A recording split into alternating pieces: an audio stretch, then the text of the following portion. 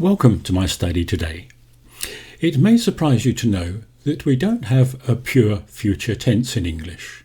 To talk about the future, I can use will, which is a modal verb, going to, and a present continuous tense, and a present tense. Present tense, you say? Well, think about a timetable. The train leaves at 4 o'clock this afternoon. So let's start with will, and we'll leave the other tenses to another video. We use will and the base form of the verb, that's the infinitive without to talk about the future. And because it's a modal verb, it will sit quite nicely with the first, second, third person singular, that's I, you, he, she, it, and the same again with the plurals, we will, you will, they will. To repeat again, that's because it's a modal verb. The negatives are will not and won't. When we speak, we mostly say won't. Here are the base forms of the verb. That's the infinitive without to. Speak, be, say, walk, take. This man is thinking about the future. I think it will rain tomorrow. And you can see he has an umbrella with him. To make the negative form, we use won't. I won't speak to John. Remember, that's really saying will not. But when we speak, it's won't. I won't speak to John. And the question form reverses the subject and the verb. Will he walk 100 miles? Not he will walk, but will he walk for the question form. So let's look at a little more closely at how we actually decide when we're going to use will for the future. We use will when we decide to do something at the time of speaking. In other words, it is not pre-planned. Oh, I left the door open. I'll go and close it.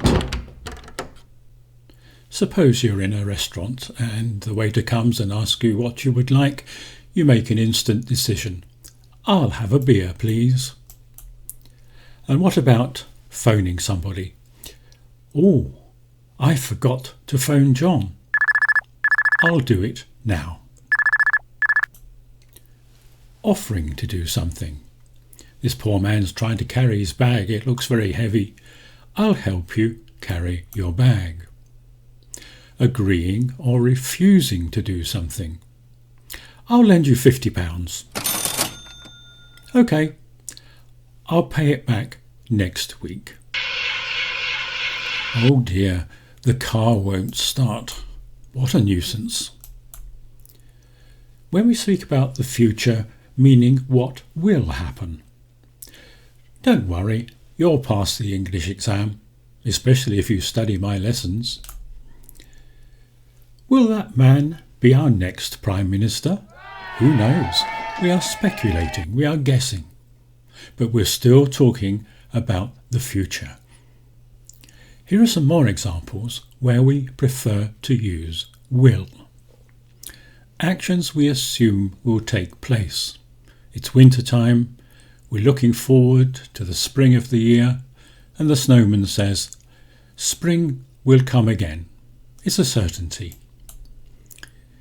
If conditionals, you have to be careful. If I drop this glass, oops, it will break. Notice will is not used in the if part of the clause, it is in the result. You have to be careful about that.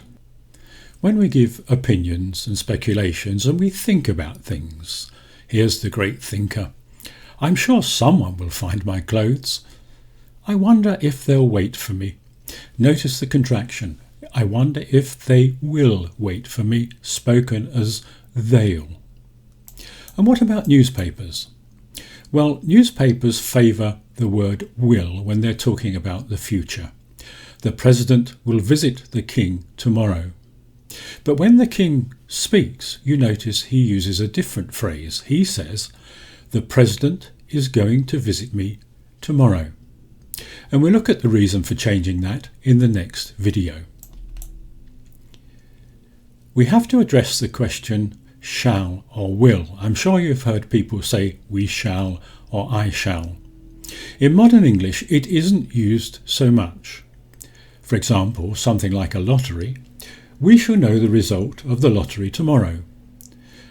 The good news is that's generally contracted to we'll know the result, so you don't really have to know which one to use. What shall I do with your letter? You would probably hear what'll I do? What'll I do with your letter? But there is one place where you really should use shall, and that's generally when you use let's in a phrase. Let's go to the cinema. Shall we? Shall we is a question form that is still used in English, so you'll still hear it. But generally, is what's used, so don't worry too much about it. Here are 3 exercises to practice the use of the word will for the future. In the first one, you have to rearrange the words in the sentence. The second one, you make a negative, and the third one, you make a question form. The answers follow.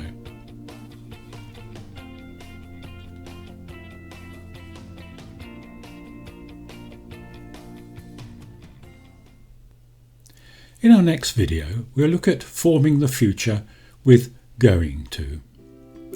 So, thank you for watching. Please like and subscribe below, and I'll see you next time. Bye.